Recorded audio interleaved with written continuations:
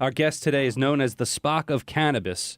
And since you know a little bit more about the show than I do, what kind of characteristics does Spock have? What do we expect here? What I remember of Spock is he was the, I think, science officer, and he was a very logical kind of guy. So I think if it's about getting straightforward information and logical answers, I think that's what the whole Spock reference is. Well, that's great, and that's really what our audience is all about. But his real name is not Spock of Cannabis. His real name is Darwin Millard, or Millard, if you can correct me there. Yeah. Tell us about him, Max. So Darwin Millard, a.k.a. the Spock of Cannabis, very cool nickname, I might add. He's a cannabis, marijuana, hemp industry thought leader. He's got over 14 years of hands-on extraction and product manufacturing experience. Darwin's actually a mechanical engineer by trade, and he specializes in mechanical and solvent-based extraction methods.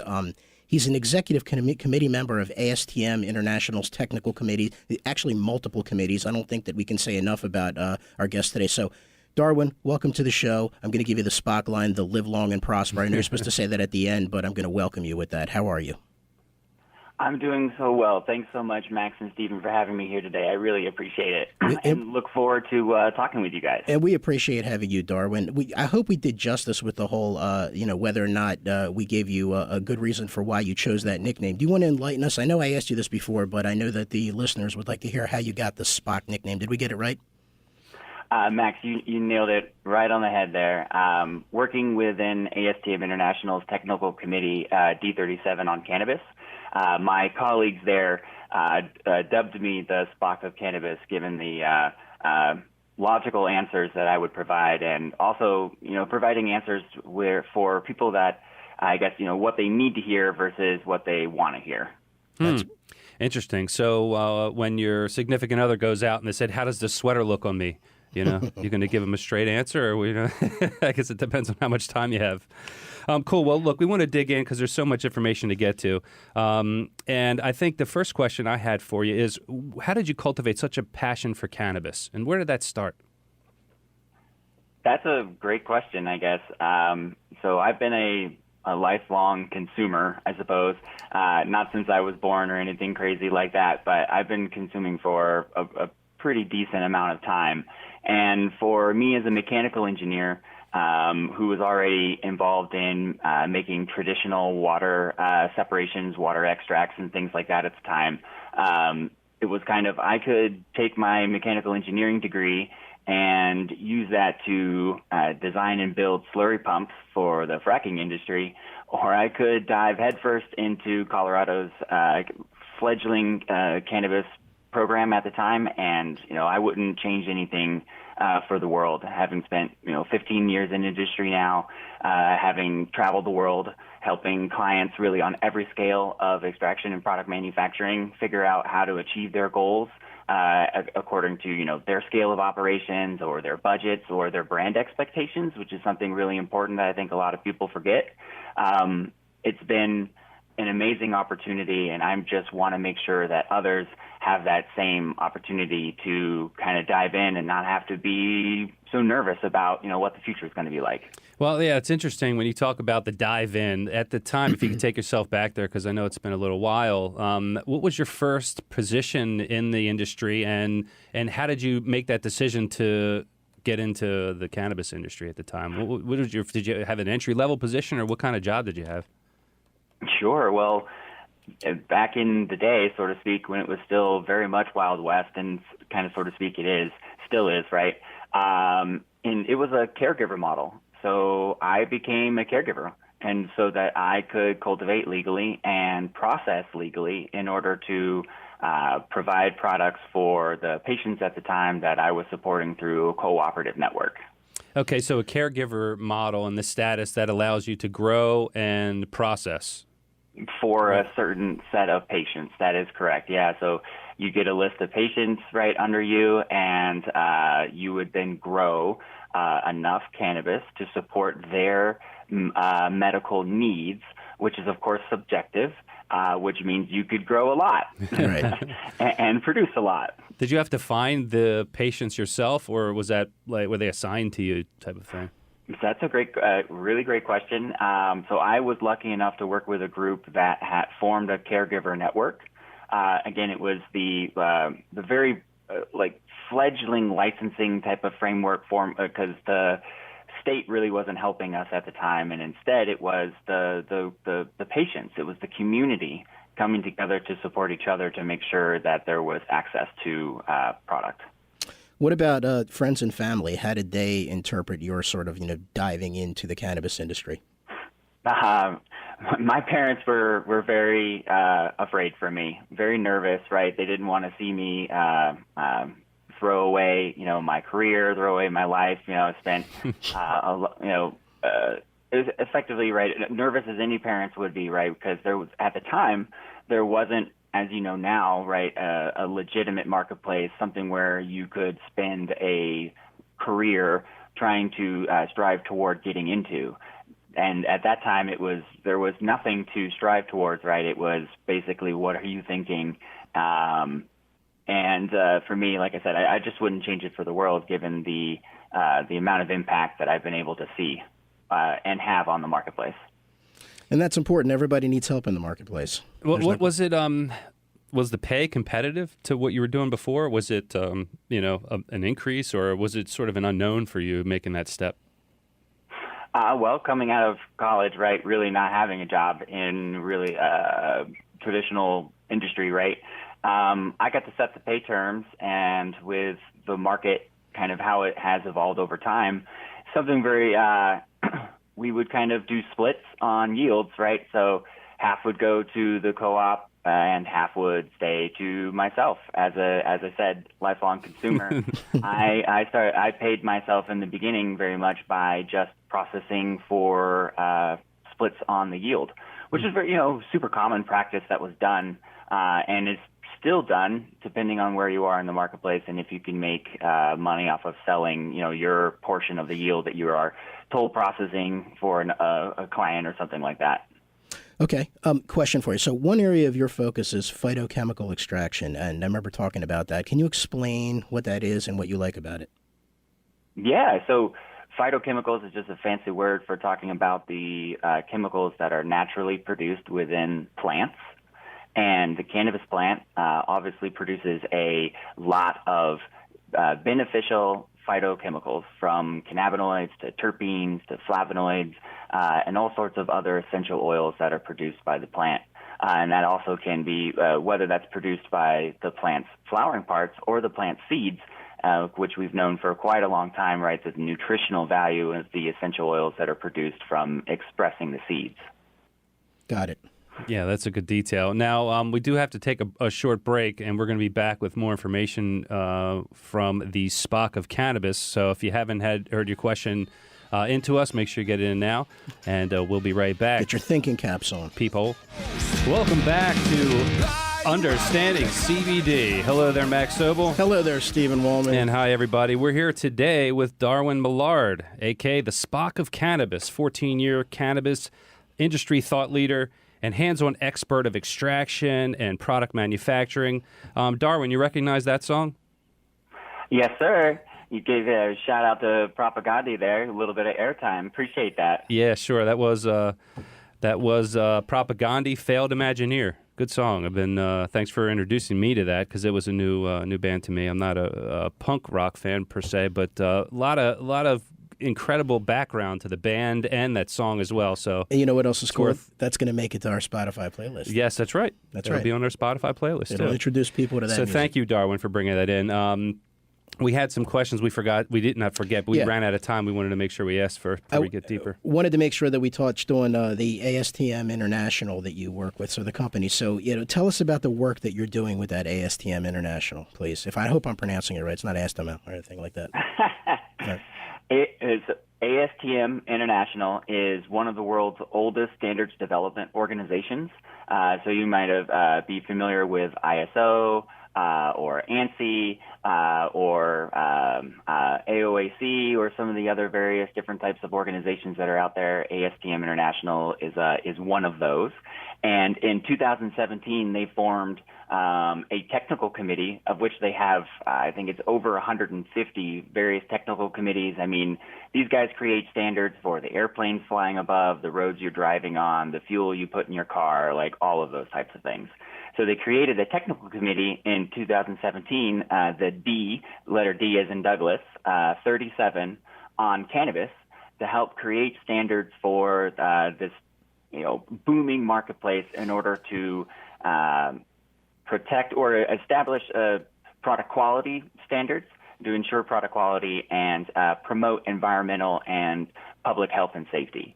And so I've been working the last 4 years with ASTM International's Technical Committee D37 as the vice chair for D3704 on processing and handling, which is one of the 9 subcommittees, as well as co-chair for D3707 on industrial hemp, and really helping to make sure that the voices of seed and fiber producers don't get overlooked or,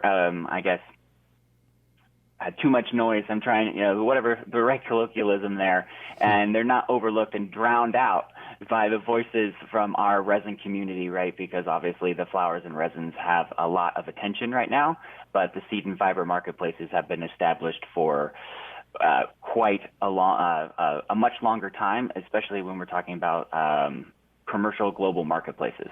Yeah, and I'm glad you brought that up because people mostly hear about the boom in CBD, and they also may think of hemp as paper, and you can go get hemp seeds on your smoothie. I'm curious as far as, because you have an international exposure, is U.S. unique in what's happening right now and where the CBD boom is, and I guess less on the protein side of it? That's actually super great question. And in fact, for a while, it was unique with its pursuit of resins from quote unquote hemp, varieties of the cannabis plant that can be classified as hemp based on your authority having jurisdiction's level of THC, right? For a while, the U.S. was very much unique in that respect, with easily 95% plus of acreage planted for resin production. Like that was the goal, as you guys were saying, growing for CBD. And the rest of the world, right, didn't really look at that. You have Canada as really the world's global edible seed supplier, growing nearly all of the world's edible seed, with almost, I think it's a good portion, very healthy portion of that is imported into the United States. And then you have Europe with really the more clothing fiber side, and as well as technical fiber, major pushes in construction materials, composite materials, and things like that. And of course, China as your global hub for the production of all things seed and fiber, just because of the way that their system has been nationalized. They grow fiber on the large scale to produce garments for the Chinese military. And for that reason, right, it's a nationalized program, which is a very fundamentally different, right, than the way that it's done in most other countries. It's no mystery that the cannabis plant is versatile and a useful type of plant. So let's take it a step back a second. And I want to, answer one of the more common questions that we get, and a very easy question, I probably for you to answer. And that is, what is the major difference between cannabis, marijuana, hemp, that sort of thing? Great question. Well, marijuana and hemp are really two sides of the same cannabis coin, and they're really only bifurcated by the authority having jurisdiction's definition for their limit of THC. So how much THC can be in a cannabis plant is really, or a cannabis product, is the only thing that is the difference between that product and something that can be commercially classified, marketed and labeled and sold as hemp. You have specifications that are put in place that restrict that level of THC for your product to be classified as hemp. Right. Yes, and that sort of goes, so when someone's searching for a hemp product, a hemp CBD product, they see the labels and they can be so confused. They see broad spectrum, full spectrum, and isolate. Can you help us understand the differences between there and help the consumers out a bit? Yeah, absolutely. I mean, kind of in some respects, it depends on who you talk to, because how broad is broad and how full is full, right? When you're talking about terms that could potentially be synonyms. So terminology is a fun subcommittee under the standards development that we do. But for the most part, I believe the marketplace has kind of settled on full spectrum, meaning with THC, but at the limit that allows the product to still be classified as hemp. So in the U.S., Canada, and in Europe now, that would be at 0.3%. And if you're talking about the plant and extracts anyway, if you're talking about food products, right, then we go into a different world. We're talking about parts per million in that particular case. And then you have, I apologize, I got a little off. No problem. A little off track. If you could just remind me really quick. Yeah, the full spectrum and then broad spectrum. Thank you. And, Thank you so much. Yeah, broad spectrum, full spectrum with THC at the limit of the authority having jurisdiction, and broad spectrum without it. And speaking of extraction methods, that's a common question too. I mean, it's people when they research CBD companies, they come across all the different extraction methods, right? And everybody thinks theirs is the best. It's supposed to be CO2 or ethanol or hydrocarbon extraction. Can you shed some light there? Sure, of course, absolutely. Just really quick, an isolate, right, is the isolated form of the CBD molecule from that full or broad spectrum. And depending on your solvents that you use, right, whether it's ethanol, CO2, or hydrocarbon, those all produce very similar extracts, but depending on the processes that you can put in place, the different parameters that you use, you could make different qualities of initial extract. So, if you're just trying to get something quick and dirty done, you can get, a pretty crude extract that you've seen on the market, dark, black oil, darker in color anyway, right? That needs some refinement. Whereas if with more sophisticated CO2 parameters, you can in fact extract individual cannabinoids or leave the waxes behind, reducing your post-refinement requirements. And with some of the hydrocarbons, right, with the uniqueness of their selectivity and their extraction reaction, capabilities with the molecules, you're able to do also very similar selective reactions at lower pressures than CO2 or ethanol. But then you, of course, have to deal with higher fire and life safety requirements for hydrocarbon-based extracts. Gotcha. Now, on the same line, and then we'll shift a little bit, but as a consumer, you can imagine it's somewhat confusing. Any advice for someone who's trying to buy a CBD product, how they know if they're getting something that's good or not? Unfortunately, no. And that's kind of the problem with the marketplace is that, it really is on the consumer to have to do the research on the manufacturer or the co-packer, because not everybody makes their own products in this space. They could be made by someone else. And really determine what quality management systems are put in place by that manufacturer, right? Are they FDA compliant? Because in the hemp space now, everybody has to be FDA compliant when it comes to the manufacturer of products. So if you're making a food, that's 21 CFR 117, and if you're making a dietary supplement, that's 21 CFR 111. That your manufacturer has to be compliant with, right? You have to have an FDA registration number. There's so many things really that consumers take for granted when they go into, just your convenience store, right? Walk down the aisle and they see all the products that are faced towards them, and they just grab something out of, an impulse buy because they don't even consider the potential product safety concerns that might be there. And when buying CBD products and some of these other things that are out in the marketplace, our consumer base takes the same assumption that, those products are safe when in fact they may or may not be. And that comes down to the sophistication of who's making that product. And like you said, how does a consumer then have to figure all this stuff out, right? And then go find it, go search for it? Well, you're looking for manufacturers who are being transparent.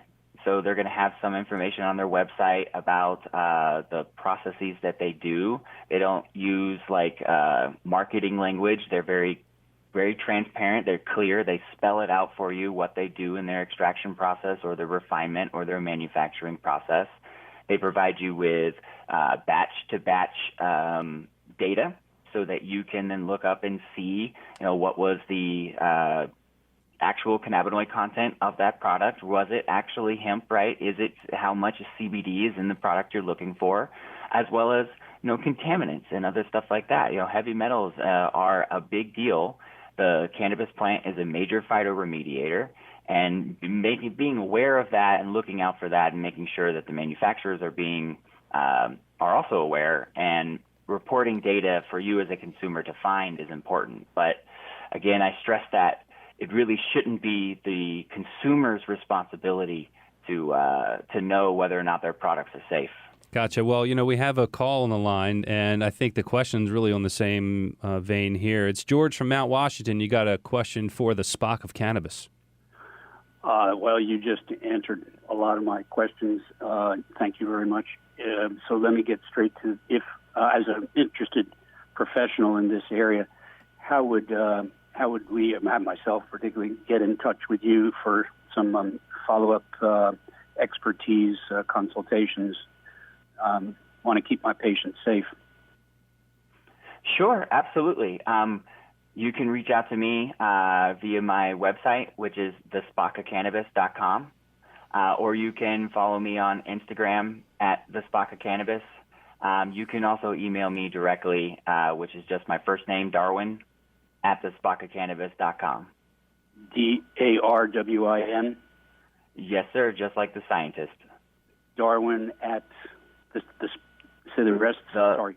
You get at thespockofcannabis.com. Thanks, George, for calling. Thank If you need anything, we you. can get that to you afterwards for sure. Thank you. But appreciate you calling, and if you do have a question, just reach out. Thanks, We George. have so many more things to get to here. I wanted to make sure we hit on this question because it's a big one of mine. I mean, hemp has been around for thousands of years. There's proof of people using it in different civilizations for both fibers as well as smoking it and making tinctures. All this technology, extracting and details, can we just eat the plant? What's the need for all this processing? Great question. Short answer, yeah, absolutely. You could just eat this plant, and we have for, as you said, millennia, thousands of years. And in fact, I think it could be argued, and some anthropologists are starting to dive into those studies, that the cannabis plant and starting to actually cultivate it could have been one of the things, along with barley and hops, in the creation of alcohol and beer. It could be one of those things that actually started society as we know it. Right? One of those fundamental things that without it, right, maybe we would have evolved as a culture or as a species differently. It's hard to tell because it's been so impactful with our species. It's been around forever. Right, hunting together, finding this plant, discovering that the seeds from this plant are indeed incredibly beneficial and healthy. I mean, that's where it all started from, is eating the seeds of the plant. But of course, to get the seeds, right, you'd have to manipulate the plant with either your hands or something, and then you'd see that there are this sticky, resinous goo substance that comes off of the plant too. And the inquisitive species that we are, consuming that, right, whether either in raw or preparations or eventually smoking it, determining that there were indeed benefits from also the resins. And we've known about these things, as you said, for thousands of years. Speaking of the seeds, a lot of people buy the seeds. They put it in their smoothies. They put it in salads and such, And when people are eating these hemp seeds, are they getting the same phytocannabinoids potentially as what they would get from an extract? Great question. The answer is no. Just straight out.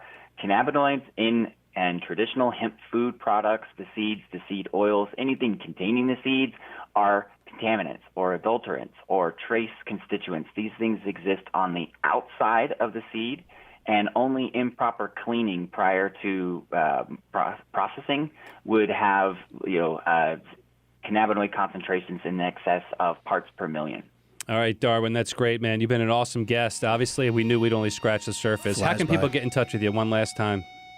Yeah, you can go to my website, thespockofcannabis.com. It's the easiest way to get right into the brain of the Spock of Cannabis. Instagram's easy. Follow me at thespockofcannabis.com, at thespockofcannabis, sorry. Or on LinkedIn, you can just find me at Darwin Millard.